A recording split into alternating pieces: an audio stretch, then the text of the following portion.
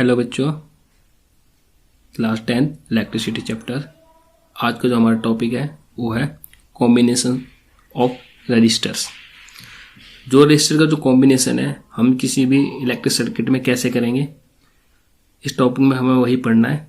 जो combination of registers है, हम जो है सर्किट के अंदर, इलेक्ट्रिक सर्किट के अंदर रजिस्टर का जो कॉम्बिनेशन है दो टाइप से कर सकते हैं, एक सीरीज में और एक पैरेलल में। तो जो सबसे पहले हम जो सीट का कॉम्बिनेशन रजिस्टर का जो कॉम्बिनेशन करने जा रहे हैं वो है रजिस्टर्स इन सीरीज। कि सीरीज में जो कॉम्बिनेशन होगा वो किस प्रकार से होगा वो इसमें देखेंगे। यहाँ पर हम देख सकते हैं हमने तीन रजिस्टर्स लिए हुए R1, R2 एंड R3, ठीक है। और यहाँ पर हमने एक बैटरी लगाई हुई है, ये बैटरी है आपकी, जिससे बैटरी, और इस बैटरी का पोटेंशियल डिफरेंस कितना है V, जिससे की, और यहाँ पर इसमें इलेक्ट्रिक आउट हो रहा है यहाँ से, और ये हमें एमीटर लगाया हुआ है प्लस माइनस, और ये इलेक्ट्रिकल R1, R2, R3 से होता हुआ इस प्रकार फ्लो हो रहा है। ओके, ये कंडीशन इसके साथ है। और यहाँ पे एक वोल्टमीटर लगाया हुआ है जो इसमें पोटेंशियल डिफरेंस को मेजरमेंट करेगा। ये एक सेटअप होगा रजिस्टर इन सीरीज। ओके, तो क्या करना है उसको आगे बढ़ते हैं। When two or more registers are connected end to end, the arrangement is called series combination. Okay, हम दो या दो से ज़्यादा रजिस्टर का जब कनेक्शन करेंगे, जो ये जरूरी नहीं है कि हमें इसमें तीन ही रजिस्टर्स लेने हैं, इसमें 4, 5 आप जितना चाहो उसमें रख सकते हैं, लेकिन कंडीशन क्या है, 2 और मोर। ओके, तो हम क्या देखते हैं कि हमें जब हम इसमें जब हमने रजिस्टर का कॉम्बिनेशन इसमें किया है, ये जो हमारा कॉम्बिनेशन किया है, तो इसमें ये जानना चाहता है कि इसमें टोटल रेजिस्टेंस कितना होगा। तो हम यहाँ पर देख सकते हैं टोटल या इसको रिजल्टेंट या ओवरऑल या रिफ्रैक्टिव रेजिस्टेंस इन सीरीज कितना होगा। टोटल जो रेजिस्टेंस आएगा वो कितना आएगा, सम ऑफ ऑल रेजिस्टेंस, ठीक है। आर इसका मतलब total resistance in series R1 plus R2 plus R3। ये हमें इसमें प्रूफ करके भी दिखाना है, इसको हम लास्ट में प्रूफ भी करेंगे। और क्या कंडीशन इसके साथ, करंट थ्रू इस सर्किट इस रजिस्टर इज सेम। हाँ, ये आपको ध्यान में रखना है कि ये R1, R2, R3 इसमें क्या होगा, इलेक्ट्रिकल सेम होगा, ठीक है। इसमें मेन चीज है आई की वैल्यू क्या रहेगी, इसमें सेम रहेगी। ओके, R1, R2, R3 तीनों के लिए क्या है, इलेक्ट्रिकल सेम रहेगा। Next, equivalent resistance is larger than the largest individual resistance. हाँ, एक बात को ध्यान में रखें, जो भी RS की वैल्यू आएगी, जो RS की वैल्यू आएगी, वो RS की जो वैल्यू होगी इन तीनों रजिस्टर से ज्यादा होगा। R1 से भी ज्यादा होगी, वो R2 से भी ज्यादा होगी, और R3 से भी उसकी वैल्यू ज्यादा होने वाली है।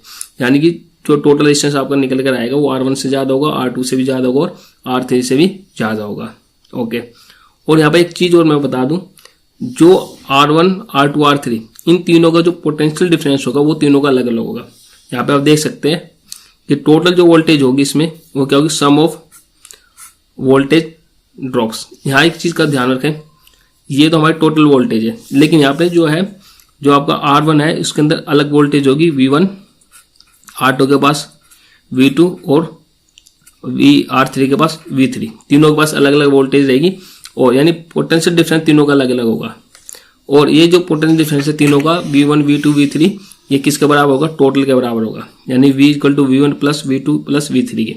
ये इंपॉर्टेंट टॉपिक है, ये दो लाइन इसमें इंपॉर्टेंट है। एक तो V equal to V1 plus V2 plus V3, और I इक्वल टू I जो होगा सेम होगा तीनों के पास, R1, R2, R3 के पास। आगे बढ़ते हैं। अब हम क्या करेंगे, तीनों रजिस्टर्स के अंदर अलग अलग वोल्टेज फाइंड आउट करते हैं। वोल्टेज अक्रॉस ई रजिस्टर, हमने ओम्स लॉ पढ़ा है, क्या होता है V इक्वल टू IR। तो हमने क्या देखना है हमें कि I की वैल्यू तीनों में सेम है, लेकिन R बदलता है, R1, R2, R3 बदलेगा, V1, V2, V3 बदलता है। तो अगर हम ये माने कि भाई R1 में यानी फर्स्ट रेजिस्टेंस में या फर्स्ट रजिस्टर में वोल्टेज की वैल्यू कितनी होगी, हम कहेंगे V1 इक्वल टू IR1, और V2 कितना होगा IR2, और V3 कितना होगा IR3। ये आप ध्यान में रखें इसको। और ये V टोटल कितना होगा, V1 plus V2 plus V3 के बराबर होगा। ओके, तो हमने V1, V2, V3 की वैल्यू निकाल ली है, और V1, V2, V3 का जो सम है वो किसके बराबर होने वाला है, V के बराबर रहेगा। और V जो है आई आर के इक्वल होता है।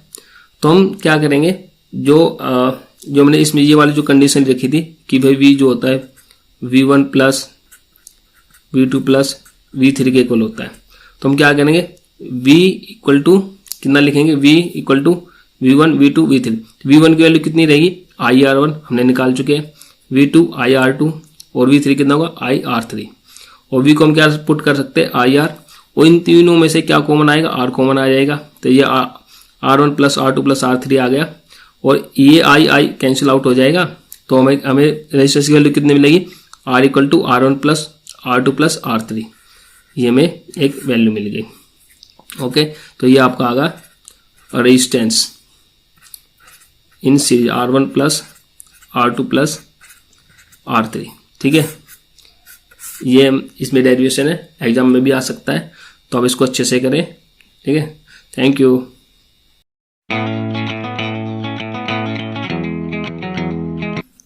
एग्जाम्पल 12.7 और देखते हैं आपको क्या गिवन है। An electric lamp hood resistance 20 ohm, this one electrical lamp आपका, इसका रेजिस्टेंस कितना है 20 ओम गिवन है आपके पास।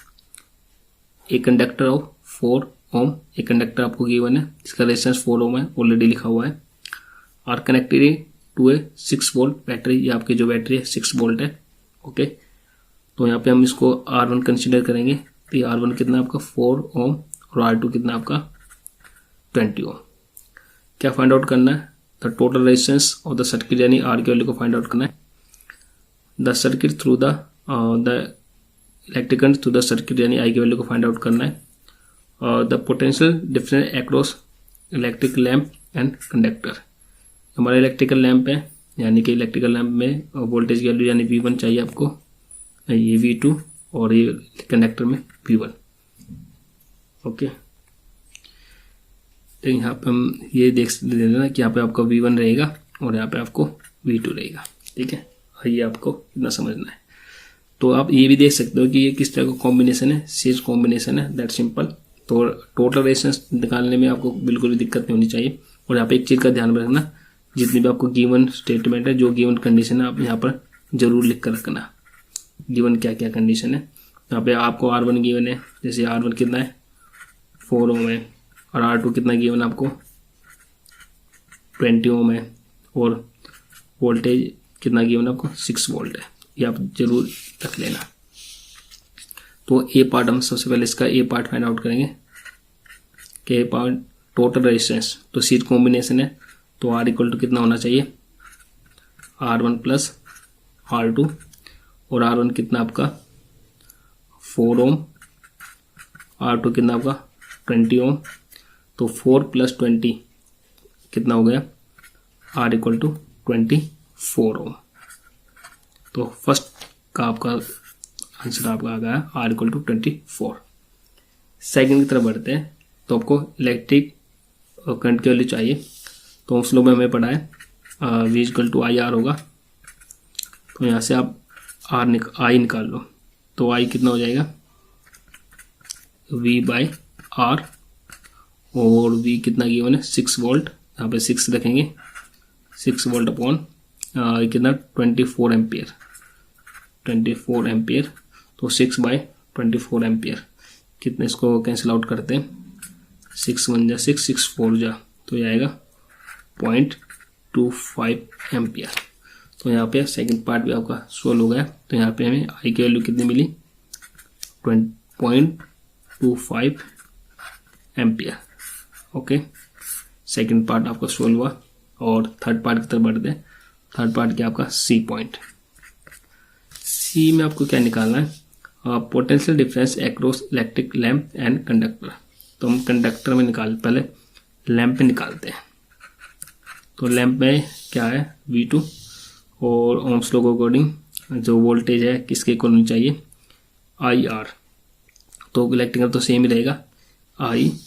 यहाँ पे लैम्प में निकालेंगे V2 इक्वल टू I, और यहाँ पे लिखेंगे R1। तो ये V2 इक्वल टू I की वैल्यू कितनी थी 0.25, और R2 है, लैम्प में हमें 2 लिया था 2, R2 कितना 20, तो हम यहाँ पे 20 पुटअप करेंगे, और मल्टीप्लाई करने पे कितना आएगा, पॉइंट हटा दो, 5 आएगा, दिस वन 5 वोल्ट। तो V2 आपको मिला, यानी पोटेंशियल कितना मिलेगा उसके अंदर लैम्प में 5 वोल्ट। और अगर कंडक्टर की बात करते हैं कि हाँ कंडक्टर में कितना पोटेंशियल मिलेगा, तो कंडक्टर को हमने V1 कंसिडर किया, तो V1 कितना होगा आपका I R1 और I कितना 0.25 और R1 कितना आया हमारा भाई, R1 कितना था हमारा 4, दिस वन 4, तो फिर इसको 4 लिखेंगे। तो मल्टीप्लाई करने पे 0.5 इंटू 4 1 वोल्ट। तो दिस इज योर आंसर। तीनों के तीनों पार्ट आपके सोल्व हुए। ठीक है, थैंक यू।